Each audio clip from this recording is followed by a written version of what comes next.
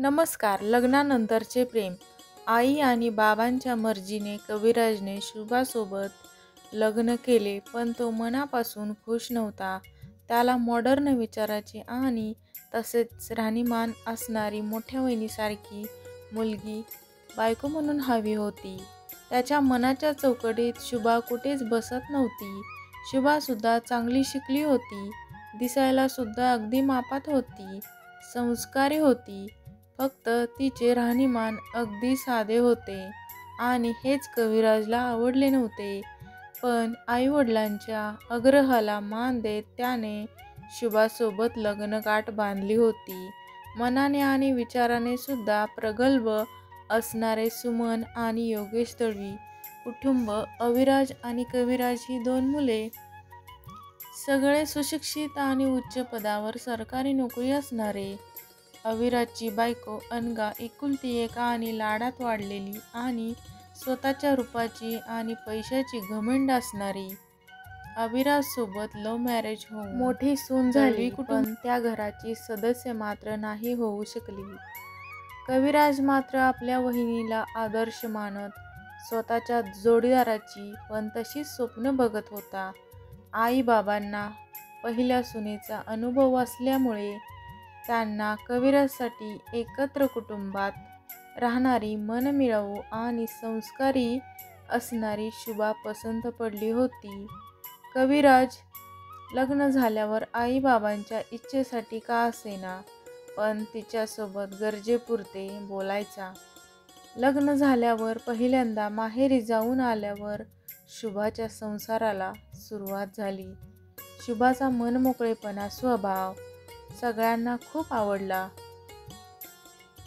सासूला घरातील सगळ्यांच्या आवडीनिवडी विचारून घेत ती स्वतःला त्यांच्या पद्धतीने घडवण्याचा प्रयत्न करत होती. हळूहळू सारं काही शिकत होती. घरात स्वयंपाकाला बाई असतानाही ती स्वतः सगळ्यांसाठी काही ना काही बनवून ठेवत असे. तिच्या हाताला खूप चव होती. तिच्या येण्याने घराला नवचैतन्य आले होते. शुभाने घरात बरेच बदल करून घेत सगळ्यांना पुन्हा एकत्र आणले होते. सकाळचा नाश्ता आणि रात्रीचे जेवण सगळ्यांनी सोबतच करायचे असा जणू नियमच तिने सगळ्यांना लागू केला होता. या सगळ्यात कविराज मात्र तिचे रोज एक नवे रूप बघत होता. तो त्याच्या वहिनीमध्ये आणि शुभामध्ये असणारे गुण अवगुण कंपेअर करत होता. लग्न झाल्यावर एका महिन्याभरातच तिने तिच्या गोड स्वभावाने सगळ्यांना आपलेसे केले होते. कविराजला सुद्धा याची जाणीव व्हायला लागली होती की फक्त राहणीमान फॅशनेबल असणे तरच तो जोडीदार परफेक्ट नसतो, तर एका परफेक्ट जोडीदाराचे मन आणि घरातल्या इतर व्यक्तींसोबत असणारं वागणं सुद्धा तितकंच उच्च आणि मनमोकळं असणं आवश्यक असतं.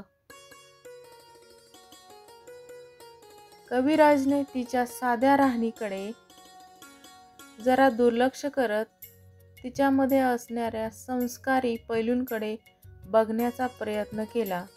तेव्हा त्यालाही ती एक लाईफ पार्टनर म्हणून एकदम योग्य असल्याची जाणीव होऊन तो कधी तिच्या प्रेमात पडला ते त्यालाही कळलेच नाही. कविराजने तिला स्वतःमध्ये काही बदल करशील का म्हणून विचारले असता तीही सासू सासरे, आई वडील सगळ्यांना विचारून त्याच्या मनाप्रमाणे बदल करून घ्यायला तयार झाली. कविराजने तिच्यासाठी काही ड्रेस आणले. तिला पार्लरमध्ये नेऊन थोडासा हेअर कट करून तिचा थोडासा मेकओव्हर केला. त्याच्या लक्षात आले, शुभा म्हणजे खरंच एक नंबरची सोनं आहे. थोडीशी झळाळी दिली आणि ती अजूनच चमकून गेली. कविराजला आपल्या आईवडिलांची पसंती पुन्हा नव्याने आवडू लागली आणि आता त्यांची खऱ्या अर्थाने लग्नानंतरची प्रेम कहाणी सुरू झाली. कथा आवडल्यास नक्की लाईक, शेअर, सबस्क्राईब करा. धन्यवाद.